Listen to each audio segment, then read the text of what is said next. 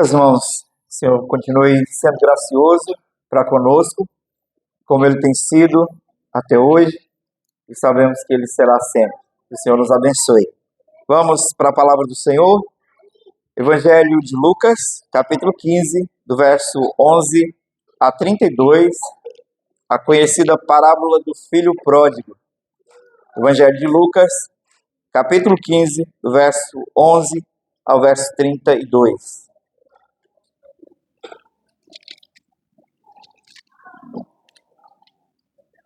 Lucas capítulo 15, do verso 11 ao verso 32, diz assim a palavra do nosso Deus. Continuou, certo homem tinha 2 filhos. O mais moço deles disse ao pai: Pai, dá-me a parte dos bens que me cabe. E ele lhes repartiu os haveres. Passado não muitos dias, o filho mais moço, ajuntando tudo que era seu, partiu para uma terra distante e lá dissipou todos os seus bens, vivendo dissolutamente. Depois de ter consumido tudo, sobreveio àquele país uma grande fome e ele começou a passar necessidade. Então ele foi e se agregou a um dos cidadãos daquela terra, e este o mandou para os seus campos a guardar porcos. Ali desejava ele fartar-se das alfarrobas que os porcos comiam, mas ninguém lhes dava nada. Então, caindo em si, disse: Quantos trabalhadores do meu pai têm pão com fartura, e eu aqui morro de fome? Levantar-me-ei e irei ter com meu pai, e lhe direi: Pai, pequei contra o céu e diante de ti. Já não sou digno de ser chamado teu filho. Trata-me como um dos teus trabalhadores. E levantando-se foi para o seu pai. Vinha ele ainda longe, quando o seu pai o avistou, e compadecido dele, correndo o abraçou e beijou. E o filho lhe disse: Pai, pequei contra o céu e diante de ti. Já não sou digno de ser chamado teu filho. O pai, porém, disse aos seus servos: Trazei depressa a melhor roupa, vestiu, ponde-lhe um anel no dedo e sandálias nos pés. Trazei também e matai o novilho cevado. Comamos e regozijemo-nos, porque este meu filho estava morto e reviveu. Estava perdido e foi achado. E começaram a regozijar-se. Ora, o filho mais velho estivera no campo, e quando voltava, ao aproximar-se de casa, ouvindo a música e as danças, chamou um dos criados e perguntou o que era aquilo. E ele informou: Veio teu irmão, e teu pai mandou matar o novilho cevado, porque o recuperou com saúde. Ele se indignou e não queria entrar, saindo, porém, o pai procurava reconciliá-lo. Mas ele respondeu ao seu pai: Há tantos anos que te sirvo, sem jamais transgredir uma ordem tua, e nunca me deste um cabrito sequer, para alegrar-me com os meus amigos. Vindo, porém, esse teu filho, que desperdiçou os teus bens para ele, ou com meretrizes, tu mandastes matar para ele o novilho cevado. Então lhe respondeu o pai: Meu filho, tu sempre estás comigo. Tudo o que é meu é teu. Entretanto, era preciso que nos regozijássemos e nos alegrássemos, porque esse teu irmão estava morto e reviveu. Estava perdido e foi achado. Vamos orar ao Senhor mais uma vez? Ó Senhor nosso Deus, graças te rendemos, ó Pai, porque o Senhor é bom e as suas misericórdias duram para sempre. Sua fidelidade é grande, o seu amor por nós, ó Pai, é inexplicável. E é baseado nisso, Senhor, que nós estamos aqui na Tua presença, diante da Tua palavra, para sermos instruídos pelo Senhor que nos ama. Fala ao nosso coração, ó Pai. Aplica essas verdades às nossas vidas. E nos ajuda, Senhor, a conhecer e reconhecer o Senhor como nosso Pai, Pai de amor, de grande graça e misericórdia. E nos ajude a viver para a sua glória. A nossa oração, Pai, no nome de Jesus. Amém e amém. Que Deus nos abençoe. Bem, irmãos, comecemos então pelo nome da parábola. A Sociedade Bíblica deu o nome de A Parábola do Filho Pródigo. Mas seria esse um nome adequado para essa parábola, visto que ela não é a parábola sobre um único filho, mas a parábola sobre dois filhos? Seria o nome adequado a parábola dos dois filhos? Mas, no entanto, o personagem principal da parábola, visto o objetivo de Jesus, não é nenhum dos filhos, mas o pai como responde à transgressão do filho. Seria então melhor que a parábola se chamasse a parábola do pai amoroso? De fato, a parábola do filho pródigo não é apenas sobre um filho rebelde que transgrediu contra o seu pai, saiu de casa e viveu dissolutamente, ou sobre um filho moralista que obedecia ao pai, visando algo do pai e que recebia do pai graciosamente tudo, mas não reconheceu isso, ou sobre o pai gracioso, pronto para amar e guiar tanto o transgressor que saiu de casa, quanto o outro filho que permaneceu. Esse é um retrato, na verdade, essa parábola é um retrato do coração de Deus revelado em Cristo Jesus como o Rei. Nós estamos estudando o reino de Deus, e especialmente como Cristo como Rei é manifestado, como Cristo como Rei é apresentado como soberano desse reino. E aqui nós vimos como Cristo nos busca, nos perdoa, nos restaura, mesmo sendo nós pecadores indignos e não merecedores de graça e de bondade da parte de Deus. O contexto imediato dessa parábola envolve outras duas parábolas. Se você voltar, você verá que tem a parábola da ovelha perdida e a parábola da dracma perdida. E logo depois Jesus conta, no verso 11, a primeira palavra é continuando, dá a ideia de que ele está continuando uma sequência de coisas que ele havia dito. Então, continuando a ensinar por parábolas, visto que ele já tinha ensinado a primeira, a da ovelha perdida, a segunda, da dracma perdida, agora ele fala sobre um filho perdido.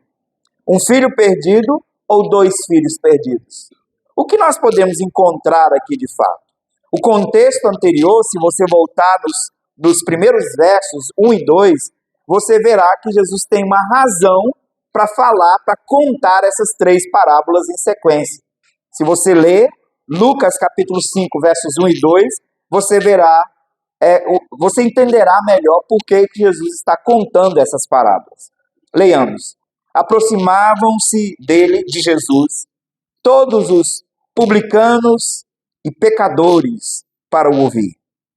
E murmuravam os fariseus e os escribas, dizendo: este recebe pecadores e come com eles. Publicanos e pecadores, no contexto judaico, era quase a mesma palavra. Para os judeus, os publicanos eram uma raça desprezível de gente, porque eles, além de ser pecadores que desprezavam a lei do Senhor, desprezavam a sua nacionalidade, eles trabalhavam como cobradores de impostos do seu povo para o governo romano.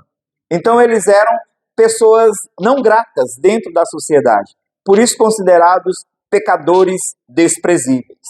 E aqui o contexto é exatamente a situação em que Jesus senta e come com publicanos e pecadores, dentre esses talvez outros desprezíveis, inclusive prostitutas que vieram ter com Jesus para ouvi-lo e muitas foram salvas.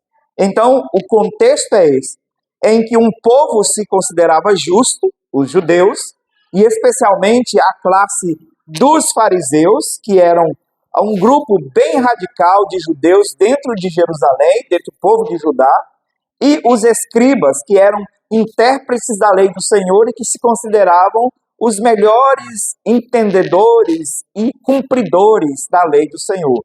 E eles criticavam o Senhor Jesus, porque o Senhor Jesus recebia para estar com ele e comia, assentava-se com esses homens, com pecadores, com publicanos e fariseus. Nós sabemos, irmãos, todos nós, graças ao Senhor e à revelação das Escrituras, sabemos que o homem do Salmo 1 é Jesus. Mas certamente o fariseu e o escriba, ao olhar para o Senhor Jesus, dizia: o quão distante esse homem está de ser o homem do Salmo 1.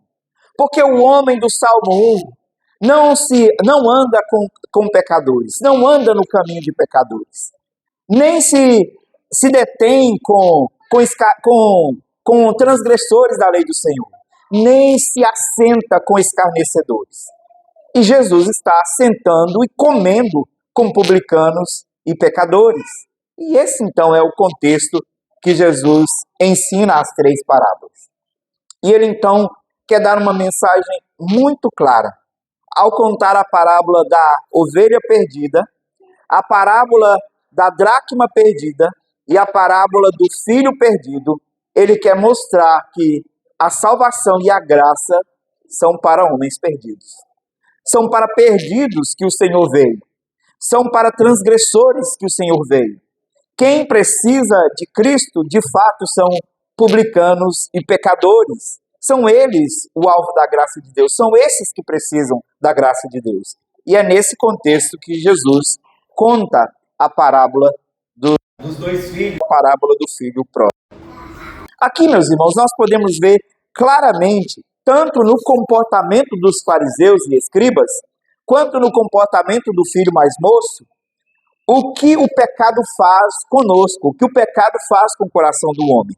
O pecado nos ilude e nos faz pensar que há algo mais santo fora da presença de Jesus ou fora da presença do Pai, que há algo mais satisfatório longe da casa do Pai ou longe da presença de Deus.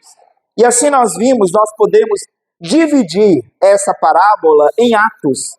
E em cada um dos atos da parábola, como se fosse uma encenação, uma peça teatral, nós percebemos algo que o Senhor quer destacar para ensinar a grande verdade dessa parábola, que o grande amor de Deus é para alcançar pecadores indignos. O grande amor de Deus é para alcançar e restaurar pecadores indignos, a fim de torná-los membros do seu reino, a fim de torná-los súditos do seu grande reino, que é um reino de paz, um reino de justiça, um reino de amor e de alegria do Espírito Santo. Comecemos então pelo primeiro ato. O primeiro ato é a atitude do filho, do verso 11 ao verso 3, em relação ao pai e as bênçãos, a sua herança que é dada pelo pai. Lucas 15, verso 11 a 13, nós vimos a descrição da postura do filho em relação ao pai, que diz, continuou, certo homem tinha 2 filhos, o mais moço deles disse ao pai, pai, dá-me a parte dos bens que me cabe. E ele lhes repartiu os haveres. Passados não muitos dias, o filho mais moço, ajuntando tudo o que era seu, partiu para uma terra distante e lhe dissipou todos os seus bens, vivendo dissolutamente. Bem, vocês já devem estar bem familiarizados com o conceito de ovelha negra da família. Se nós usamos essa expressão a respeito de alguém e dizemos fulano de tal, ou aquela moça, ou aquele rapaz é a ovelha negra da família, todos nós vamos entender que aquele é o filho perdido da família.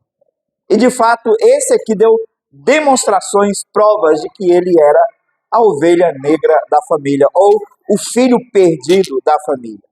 Primeiro que ele comete uma grande atrocidade ao aproximar-se do seu pai e dizer, pai, eu quero minha herança. Se hoje, na nossa cultura, nós já entendemos que a herança se recebe pós-morte do pai, naquele contexto ainda era mais sério isso. Ninguém recebia a herança sem antes ter sepultado os seus pais. Ninguém desfrutava plenamente da sua parte na herança sem antes ter sepultado os seus pais. A postura daquele moço, então, ao chegar para o seu pai e dizer: pai, eu tenho direitos nessa casa.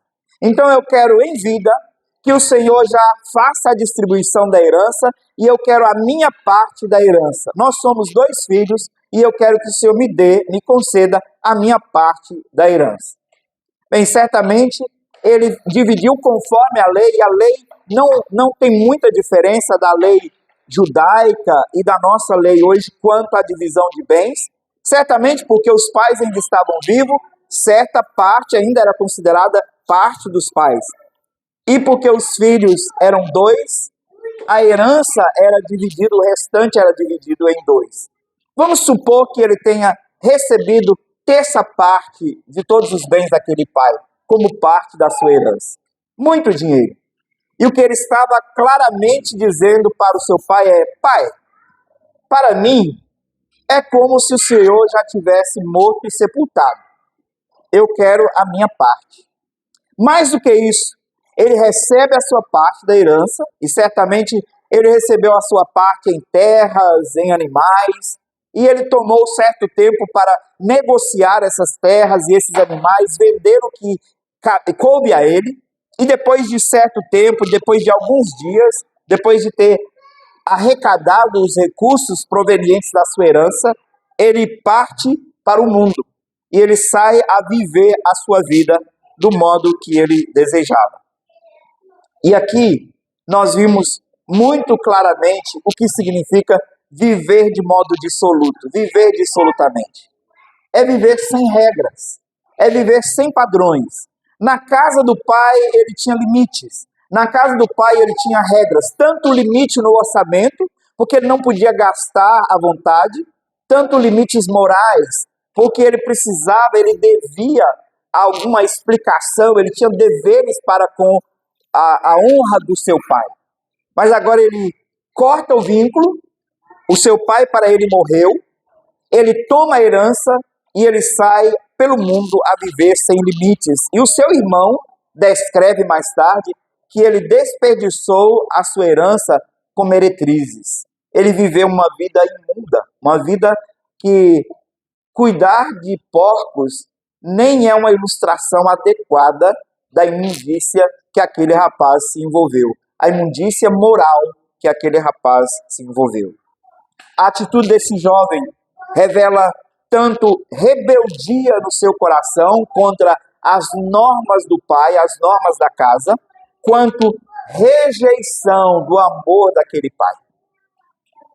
Ele estava dando uma clara mensagem para o seu pai, de que ele não o amava e que ele rejeitava o seu amor e saiu de casa e foi embora. O pecado do coração desse jovem, meus irmãos, ao reivindicar a herança, é um pecado de idolatria quando ele é comparado à nossa relação filial com Deus. Porque esse jovem deu mais valor aos recursos e à herança do seu pai, ao que o seu pai poderia lhe dar, que ao amor do seu pai. Ao fazer isso, ele rejeita o pai e desfruta das bênçãos que o seu pai arrecadou, angariou, seja com resultado da herança do avô, certamente, mas também como resultado de trabalho duro, de dedicação ao cuidar de suas terras, de sua fazenda. E aqui, meus irmãos, nós também podemos pecar contra o Senhor, contra Deus, ao amarmos a herança, amarmos as coisas que Deus pode nos dar, mas rejeitarmos ao mesmo tempo o amor fiel do nosso Deus, a rejeitarmos o nosso Senhor. O pecado do coração desse jovem, ao rejeitar o seu pai e desfrutar da herança que vem do seu pai, que foi tão amoroso, compreensivo, que ao ser pedido, ele cedeu, ele logo concedeu o pedido daquele jovem. Isso demonstra o quão ingrato o coração humano pode ser para com o doador das bênçãos. O quão ingrato o nosso coração pode ser para com Deus. Em Malaquias, no capítulo 1, o Senhor faz uma declaração de amor a Judá. O Senhor diz: eu vos tenho amado, diz o Senhor. Capítulo 1, verso 2 de Malaquias. Sabe qual foi a resposta do povo? Em que nos tem nos amado? Como assim? Qual a forma de demonstrar esse amor para conosco? Questionaram o amor de Deus. E certamente a atitude desse jovem é de questionar também o amor do seu pai. Ao dizer: se o Senhor me ama, dá-me a minha herança e eu sairei de casa. Ele despreza o pai, ele despreza o amor do pai e ama o que o pai pode lhe dar. E isso é idolatria quando relacionado ao nosso relacionamento com Deus. Havia nesse jovem rebeldia e havia também no seu coração autossuficiência e um desejo de autonomia, de autogestão, de autogerência, de querer cuidar e mandar na sua própria vida. Especialmente, tendo em consideração que a história é sobre dois jovens, dois filhos de um pai, eu gostaria de me dirigir especialmente aos jovens e adolescentes agora.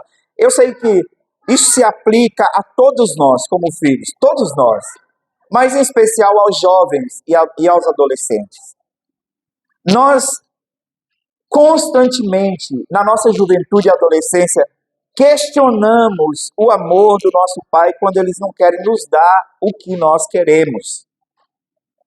Mais do que isso, nessa idade, nós temos um desejo, uma luta no nosso coração pela autossuficiência, pela autogerência, autogestão. Nós queremos mandar em nós mesmos. E nós não queremos nos submeter aos ditames, aos mandatos dos nossos pais. Isso não é só um pecado contra os nossos pais, ao desonrar os nossos pais, mas é também um pecado contra Deus, como pai que deu a lei: honra o teu pai e a tua mãe. Este jovem aqui, de uma forma tão absurda, quebra o quinto mandamento. Desonra o seu pai, toma a herança e abandona a sua casa para viver uma vida autônoma, uma vida longe das regras de sua casa. E ele passou a viver dissolutamente. Jonathan Edwards fala que a raiz da miséria humana é essa vontade do homem de ser autossuficiente. A raiz da miséria humana é essa vontade de afastar-se do pai e ser autossuficiente. Aqui está a raiz de toda a desgraça da humanidade.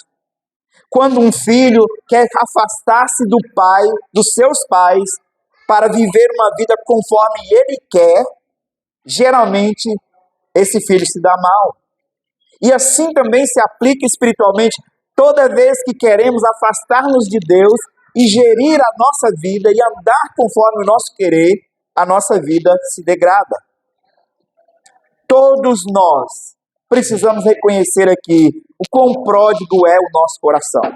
Porque todos nós, em algum momento, vivemos como o filho mais novo, exigindo independência, exigindo bênçãos, exigindo herança e, ao mesmo tempo, rejeitando a autoridade do pai, rejeitando o amor do pai e buscando satisfação fora da casa dele. Isso é um pecado grave do coração humano. Essa tem sido a prática, a postura do homem desde o Éden. O primeiro desejo no coração de Eva e Adão foi o desejo de autonomia e de autogerência. O primeiro desejo no coração deles foi de sair de debaixo do governo de Deus e se tornarem senhores de si mesmos. E essa foi a tentação de Satanás para Adão e Eva. Essa foi a tentação de Satanás, especialmente para Eva, quando ele disse: foi assim mesmo que o Senhor disse? É certo que vocês não morrerão. O Senhor sabe que quando vocês comerem desse fruto, do conhecimento do bem e do mal, vocês se tornarão como ele, donos de si. E essa foi a tentação do coração de Adão e Eva, essa foi a tentação do coração do jovem pródigo, e essa é a tentação constante dos nossos corações, de autogerência, de autonomia, de vivermos segundo as nossas próprias regras, de viver fora da casa do Pai, segundo o nosso próprio querer. Mas, mesmo nesse estado de miséria, o que nós vemos na história do filho pródigo é que o pai estava pronto para recebê-lo. A imagem que nós temos, e nós vamos ver isso mais tarde, é que parece que o pai sentava constantemente na varanda de sua casa, com a cadeira virada para o caminho, olhando e esperando a volta do filho. Tanto que, quando se refere ao novilho cevado, não se fala traga um novilho cevado, traga o novilho cevado, que estava sendo guardado, preparado à espera da volta do filho. Isso mostra o quão grande o amor de Deus é para com filhos rebeldes como nós. O quão grande é o amor de Deus para com filhos rebeldes que Ele quer salvar, que Ele quer restaurar. E essa parábola é sobre isso. Aqui nós vimos então essa condição terrível do coração do jovem, o pecado terrivelmente se manifestando no coração do jovem, ele sendo iludido pelo pecado, mas o que nós vimos é que o pecado não somente ilude, mas ele esgota o filho rebelde. O próximo momento, ou o próximo ato, que está do verso 14 a 19, nos mostra o que acontece quando ele persegue uma vida de liberdade e de satisfação longe da casa do Pai. E aqui nós vimos claramente o quanto o pecado não somente nos ilude, mas ele nos esgota. Isso pode ser visto na confissão de Davi, no Salmo 51, quando ele disse: enquanto calei os meus pecados, enquanto calei os meus pecados, se enfraqueceram os meus ossos, de tanto gemer, porque o pecado desgasta. O pecado não somente ilude, mas o pecado esgota. E aqui nós vimos claramente nos versos 14 a 19. Diz assim: depois de ter consumido tudo, sobreveio àquele país uma grande fome, e ele começou a passar necessidade. Então ele foi e se agregou a um dos cidadãos daquela terra, e este o mandou para os seus campos a guardar porcos. Ali desejava ele fartar-se das alfarrobas que os porcos comiam, mas ninguém lhe dava nada. Então, caindo em si, disse: quantos trabalhadores do meu pai têm pão com fartura, e eu aqui morro de fome? Levantar-me-ei e irei ter com meu pai, e lhe direi: pai, pequei contra o céu e diante de ti. Já não sou digno de ser chamado teu filho. Trata-me como um dos teus trabalhadores. O pecado ilude, o pecado esgota, o pecado degrada. E é isso que acontece com o jovem que abandonou a casa do seu pai. Ele deixa a casa do seu pai e ele passa a viver de modo irresponsável, dissoluto, sem regras, vivendo ao bel prazer, vivendo em busca de suas satisfações, da satisfação de sua carne. E então os recursos não são infinitos. Os recursos não brincam. Um dos nossos presbíteros diz que dinheiro não aguenta desaforo. E de fato dinheiro não aguenta desaforo. Você esbanja, ele responde. Ele acaba. E ele coloca você numa situação de decadência, de miséria. E aqui esse jovem, pensando que o dinheiro podia dar-lhe tudo, gastou tudo que tinha, buscando todos os seus prazeres, mas o recurso acaba e ele começa a passar necessidade. Para piorar, o país onde ele estava, que era um país pagão, ele estava fora dos limites de Israel, o país que ele estava começou a passar fome, a ter uma crise de fome. E ele, sem dinheiro, num país onde tinha fome, não tinha nada o que fazer, nada mais o que fazer, a não ser procurar um emprego degradante. Talvez para você, para nós hoje, que gostamos de bacon, de uma costelinha no molho barbecue, falar de cuidar de porcos não seja tão grave, tão degradante. Mas para o judeu, a lei do Senhor proibia que não somente que comesse a carne de porco, mas que se lidasse com animais imundos. Os judeus não podiam ter contato com animais imundos. E Jesus insere esse aspecto da história exatamente para dar mais peso ao que ele queria ensinar. Porque era um judeu, a história é sobre um jovem judeu que havia abandonado a casa do seu pai e agora vivia numa nação pagã, numa nação gentílica, e pior, ele trabalhava como cuidador de porcos. Mas a degradação foi tão terrível que ele chegou a desejar a comer as alfarrobas. No interior, geralmente a gente faz aproveitamento da comida que sobra, das cascas de vegetais, de coisas para alimentar os porcos, não dando ração e milho, como é normal hoje, né? Na criação de porcos, da ração e milho e outros suplementos alimentares. Geralmente se dava o que nós chamamos de lavagem. E eu não sei se você já teve a experiência de carregar um balde de lavagem. Eu já tive, porque o meu pai criou porcos. É nojento. E a comida que vai sendo guardada ali, acumulada ali por 2, 3 dias, ela começa a fermentar e a espumar. E ela tem um cheiro ruim. Certamente, a comida dos porcos não era uma coisa bonitinha, não era uma coisa desejável. Mas a situação desse jovem foi tão degradante que ele desejava fartar-se das alfarrobas que os porcos comiam. Mas até isso lhe foi negado. Ninguém lhes dava nada. Nesse momento ele tem uma crise de consciência da sua necessidade. E ele diz: quantos trabalhadores na casa do meu pai, os empregados da casa do meu pai, vivem melhor do que eu. Eu vou voltar e pedir perdão ao meu pai e me oferecer para ser um dos empregados dele, porque nem filho eu sou digno de ser chamado. Nem de filho eu sou digno de ser chamado.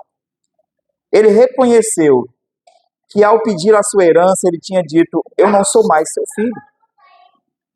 E ele deseja voltar como empregado. O jovem experimentou 2 condições aqui. A primeira, no primeiro momento, uma completa ausência de consciência da sua condição. Ele não conseguia perceber o quão degradante era o fato de ter pedido herança sem o pai morrer. O quão degradante era desonrar o pai e sair de casa.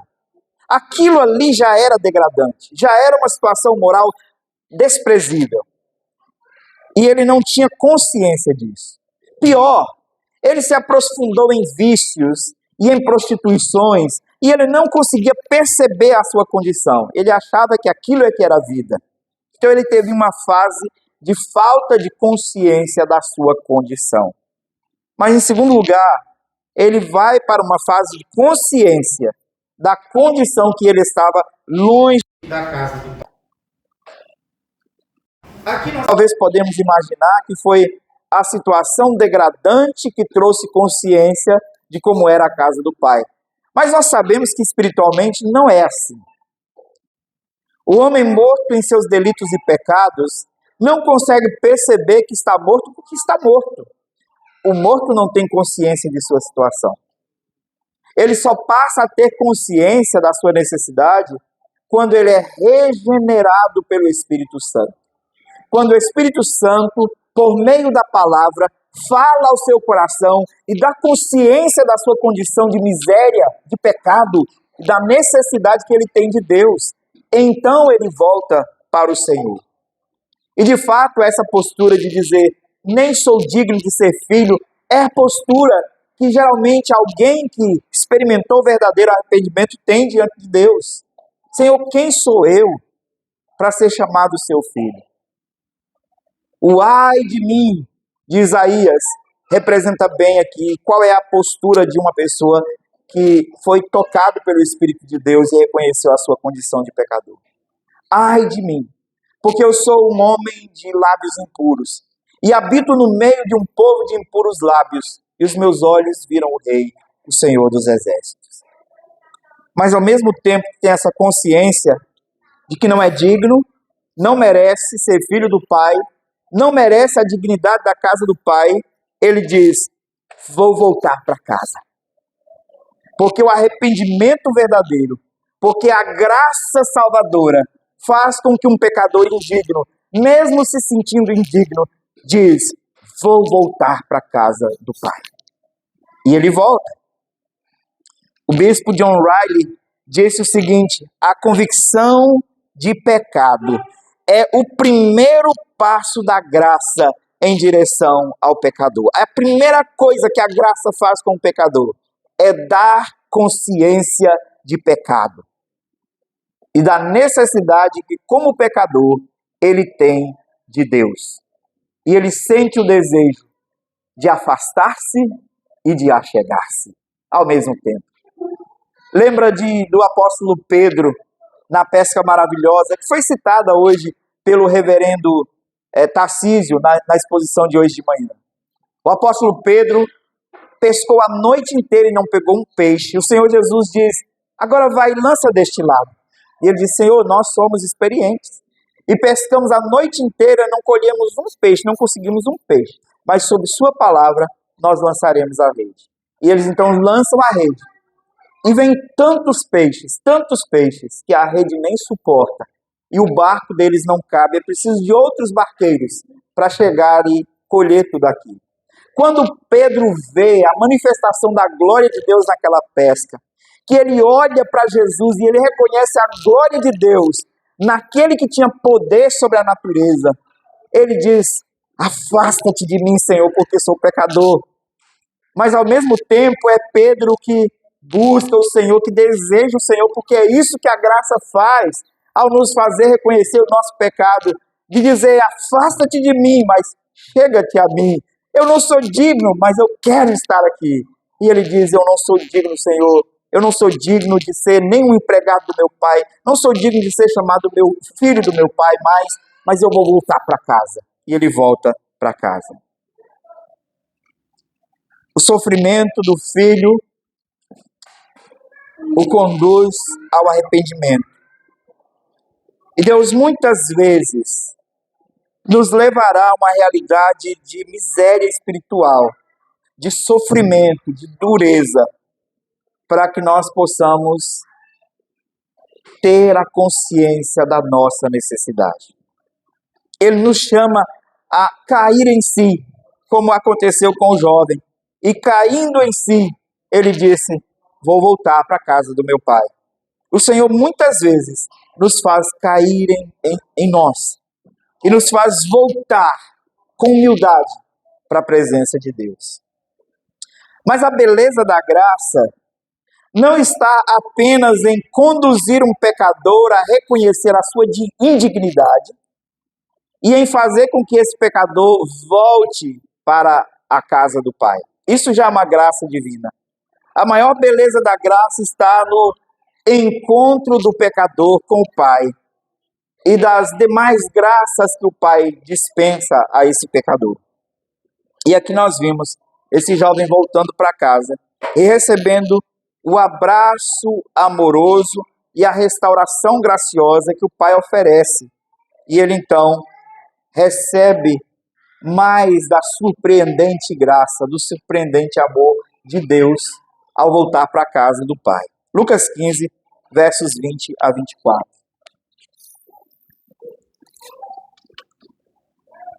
Levantando-se, foi para o seu pai. Vinha ele ainda longe quando o pai o avistou. E compadecido dele, correu e o abraçou e beijou. E o filho lhe disse: Pai, pequei contra o céu e diante de ti. Já não sou digno de ser chamado teu filho. O pai, porém, disse aos seus servos: Trazei depressa a melhor roupa, vestiu, ponde-lhe um anel no dedo e sandálias nos pés. Trazei também e matai o novilho cevado. Comamos e regozijemos, porque este meu filho estava morto e reviveu, estava perdido e foi achado. E começaram a regozijar-se. Aqui nós vimos então o jovem voltando para casa. E eu imagino a trajetória. E certamente ele voltou a pé, porque ele não tinha dinheiro para pagar para voltar. E ele estava descalço e maltrapilho. E durante dias e dias e dias de jornada, talvez pedindo comida, pedindo água pela estrada, e imaginando o que aconteceria quando ele chegasse em casa. Ele disse: eu vou voltar e eu vou dizer: Senhor Pai, não precisa nem me considerar seu filho, só me dá um emprego, porque os seus filhos, os seus empregados são mais bem tratados do que eu estou sendo tratado pelo mundo. Só me dá um emprego. E eu imagino a confusão mental daquele jovem. O que eu fiz da minha vida? O que eu fiz da minha vida? Eu desonrei o meu pai, eu tomei a herança, eu gastei tudo. E agora eu nem sou digno de ser filho dele mais. E se ele não me aceitar? E talvez quantas vezes a parábola não descreve, mas quantas vezes aquele jovem pensou em voltar para trás. Eu vou voltar e cuidar dos pobres. Mas, mesmo se esses sentimentos tenham ocorrido, ele prevaleceu e ele continuou, ele dirigiu a casa do seu pai e ele foi em direção ao lugar certo. De longe, o pai, que aparentemente já o aguardava, o avistou. E tem mais uma coisa curiosa aqui dentro dessa parábola, que é falar de um homem velho judeu correndo. Porque era escandaloso um homem, essa postura para um homem. Um homem velho, geralmente, não fazia as coisas apressadamente, não corria. Porque essa é uma postura infantil, essa é uma postura, não é uma postura de um homem centrado, de um homem sábio. Mas o amor do pai fez com que ele levantasse e saísse correndo ao encontro do filho. Ao encontrar o filho, ele estava tão tomado de alegria pelo retorno do filho, que o filho fala: Pai, pequei contra o céu, pequei contra ti, já não sou digno de ser chamado seu filho, só me trata como um dos seus empregados. Parece que o pai nem ouviu o que ele disse. Ele estava tão tomado de alegria pelo retorno do filho, que ele nem deu atenção às palavras do filho, ele abraçou com amor aquele filho. Depois de abraçá-lo, ele dá ordem aos empregados: tragam roupas, tragam sandálias, tragam anéis. E aqui nós vimos o quanto a graça de Deus é exemplificada nesse ato. Porque certamente não era uma roupa comum, mas uma roupa de festa, porque o pai estava disposto a dar uma festa pelo retorno do filho. Não era uma roupa comum. Traz sandálias, porque ele está andando descalço. Traz sandálias para devolver a ele dignidade. Alguém que é indigno e não merece graça, recebe graça e agora dignidade. Mas ele diz: traz um anel. E certamente era um anel com o brasão da família. Pai, eu não sou digno de ser chamado seu filho. Usa um anel da família. Veste essa roupa porque vai ter festa. Calça a sandália e usa o anel da família. Você é filho. A graça de Deus transbordando naquele momento. No exemplo do amor daquele pai. Mas algo mais marcante acontece aqui, porque ele disse: traga o novilho cevado e mata para que haja festa. A expressão, a afirmação traga o novilho cevado e não um novilho cevado, mostra que o pai já havia preparado aquele retorno. Já havia se preparado, se programado para aquele retorno. Traga o novilho cevado. E ele então mata aquele novilho e fazem um churrasco, fazem uma festa para receber de volta aquele filho. Isso não fala nada para você a respeito do que Deus fez por você? Quando Deus quis te salvar e te trazer para a casa dele, na eternidade, antes da fundação do mundo, o Cordeiro de Deus foi crucificado. Para te salvar, você que era indigno, não merecia ser chamado filho de Deus, mas estava longe da casa do Pai, é chamado de volta para casa, é chamado para a presença do Pai, e o Pai diz: traga o Cordeiro. Traga o Cordeiro. Para que o meu filho, para que esse meu filho indigno, que estava perdido, possa ser, a sua salvação, o seu retorno, possa ser celebrado. Deus, o Pai, reservou um cordeiro para você,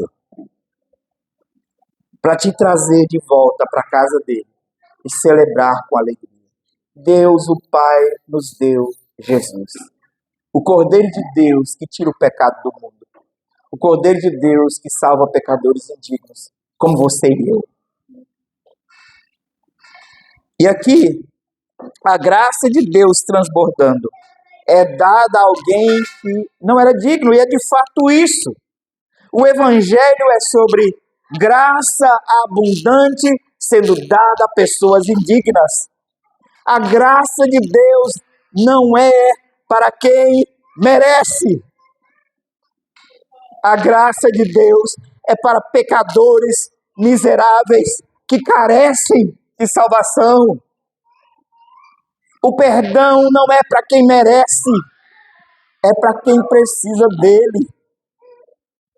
A condição para você receber a graça de Deus é que você seja um pecador,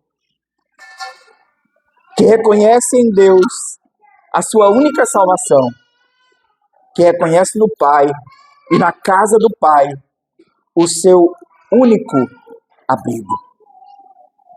Martinho Lutero disse que a graça é dada não porque o pecador merece, mas justamente porque ele é indigno, porque ele não merece. O que ele está querendo afirmar com isso é que, se é por mérito, então não é graça. Aquele filho não merecia, por isso é graça, por isso é amor extrapolante, por isso é amor surpreendente. O pai não pediu explicações. O pai não jogou na cara o que ele fez. O pai não fez cobranças dizendo: filho ingrato, você quebrou o 5º mandamento. Você me considerou como morto, pediu herança, saiu de casa, gastou tudo. O pai não pediu explicações. O pai ofereceu graça, amor e perdão. E o próprio pai o santificou, tirando as roupas maltrapilhas e preparando-o para a festa, vestindo uma roupa digna e dando um anel de família. E é assim que Deus faz conosco, mediante a salvação e a santificação que Ele opera em nós. Ele nos salva e Ele nos santifica. Ele nos dá uma dignidade que nós não temos. Quando nós nos voltamos para Ele com o coração quebrantado, nós encontramos braços abertos, não portas fechadas. Nós encontramos prontidão para perdoar. Nós encontramos prontidão para nos dar além do que nós precisamos, muitas vezes, além do que nós imaginamos. Ele nos dá graça sobre graça, sobre graça, sobre graça todos os dias. Porém, a história ainda nos reserva uma lição sobre um outro tipo de afastamento, que não é visto nesse jovem somente. Um outro tipo de afastamento mais sutil, com aparência de obediência, de piedade, de religiosidade. O filho mais velho é a demonstração do perigo da justiça própria. Porque o filho mais velho, do verso 25 a 30, ele chega da roça, ele chega do campo, e ele vê aquela movimentação e aquela festa, e ele já sabia o que estava acontecendo. E ele sequer chega na casa, ele chama um dos empregados e pergunta: o que aconteceu? E o empregado explica que era a festa do retorno do filho desobediente. Leamos o texto, diz assim: ora,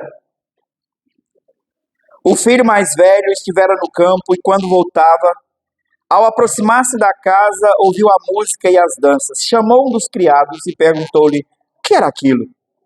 E ele informou: veio teu irmão, o teu pai mandou matar o novilho cevado porque o recuperou com saúde. Ele se indignou e não queria entrar. Saindo, porém, o pai procurava reconciliá-lo. Mas ele respondeu ao seu pai: há tantos anos que te sirvo sem jamais transgredir uma ordem tua, e nunca me deste um cabrito sequer para alegrar-me com os meus amigos. Vindo, porém, este teu filho, que desperdiçou os teus bens como meretrizes, tu mandaste matar para ele o novilho cevado. A indignação daquele jovem era coerente. Pai, eu estou aqui tanto tempo, mas quem é valorizado é o filho desobediente. E eu imagino que você já tenha passado por isso em casa também. E você ter visto talvez o seu irmão fazer uma injustiça, o seu irmão desobedecer, e ele receber o melhor pedaço do frango. E ele receber o melhor presente. E a festa de aniversário dele ser melhor do que a sua. O bolo dele ser melhor do que o seu. Ser dado a ele o direito de escolher o sabor do bolo. E você não teve a mesma oportunidade. Todos nós que temos irmãos já fizemos essa comparação. E eu tive 7 para comparar. Eu tenho, 7. Todos nós fazemos essa comparação. E a gente sempre acha que o outro é tratado melhor, que o outro é tratado diferente. Todo mundo um dia já sentiu o filho adotado. Vocês me tratam assim porque eu fui adotado. Todo mundo já teve alguma coisa assim. E parece justo que esse rapaz faça assim. O filho mais velho, ele aqui representa os crentes que estão perto do Pai, mas o seu coração não está apegado ao Pai. E aqui era uma mensagem clara aos judeus, fariseus e escribas, de que eles estavam tão perto através da lei, mas que eles não conheciam de fato o amor do Pai. A justiça própria daquele jovem de dizer: eu que sou o filho obediente da casa, eu nunca transgredi uma ordem sua. Talvez ele pudesse até dizer: eu nunca precisei levar uma taca. O meu irmão foi o que mais deu trabalho. E é para ele que o Senhor faz festa. Mas tem algo terrível na justiça própria. Porque a justiça própria é uma prisão espiritual. Ela é terrível porque ela pode levar o homem, levar o seu coração a atribuir injustiça a Deus. Foi o que aquele jovem fez. Atribuiu injustiça ao Pai. Charles Spurgeon disse o seguinte sobre isso: a justiça própria é tão ofensiva a Deus quanto a transgressão aberta. Aqui então nós descobrimos que não é um filho perdido na casa. Nós temos dois filhos perdidos, um fora e outro dentro de casa. Mas ao mesmo tempo nós também aprendemos que a mesma graça que perdoa o rebelde, que buscou liberdade fora de casa, é a graça que acolhe o religioso, que é movido por autojustiça dentro de casa. A resposta final do Pai mostra o verdadeiro convite dessa parábola. Não apenas o retorno, mas a celebração da reconciliação. Porque ele sai para fora de casa, quando ele vê que o filho não quer entrar, ele sai para fora de casa e ele procura reconciliar o filho, ele procura conciliar o coração do filho. E ele disse: meu filho, você sempre esteve comigo e tudo o que eu tenho é seu. O pai demonstra graça, amor, mesmo para aquela atitude de autojustiça. Sim, aqui nós precisamos olhar para o coração do pai. Lucas, versos 31 e 32 diz: então respondeu o pai: meu filho, tu sempre estás comigo, tudo que é meu é teu. Entretanto, era preciso que nos regozijássemos e nos alegrássemos, porque este teu irmão estava morto e reviveu, estava perdido e foi achado. Esse filho, que estava perdido no mundo, ele precisava de graça e perdão e de ser reconciliado ao lar. Mas o filho que estava perdido em casa precisava também ser reconciliado, porque ele não compreendia o grande amor do pai, que estava ali o tempo todo com ele. E aqui há a alegria da parte do pai em reconciliar o filho perdido, mas certamente a mesma alegria em reconciliar o filho birrento, o filho que estava justificando a sua obediência. John Piper disse: a alegria de Deus está em perdoar. O seu prazer é encontrar o perdido e restaurar o que se quebrou, seja o que está fora de casa, seja o que está dentro de casa. Porque muitos estão dentro de casa, mas não entenderam ainda o que é a comunhão com o Pai. Muitos crentes dentro da igreja, mas não conhecem o amor de Deus, como aquele jovem não conhecia o amor do Pai. Eu realmente espero que não seja esse o seu caso. Mas se é, você hoje é chamado a abandonar a sua autojustiça, o seu autorreconhecimento e também se jogar nos braços do Pai e desfrutar do amor infinito de Deus, o Pai, que ama o filho de longe e ama o filho de perto. Ama o transgressor que saiu de casa e foi rebelde, mas ama o religioso, o falso moralista que está dentro da igreja reclamando porque não é tratado como os demais. E aqui, meus irmãos, ambos precisam de perdão, ambos precisam de graça, ambos precisam entender o amor de Deus. Seja você o filho rebelde, se você está distante dos caminhos do Senhor, o Pai está de braços abertos e chamando: volta para casa. A casa do Pai está sempre aberta.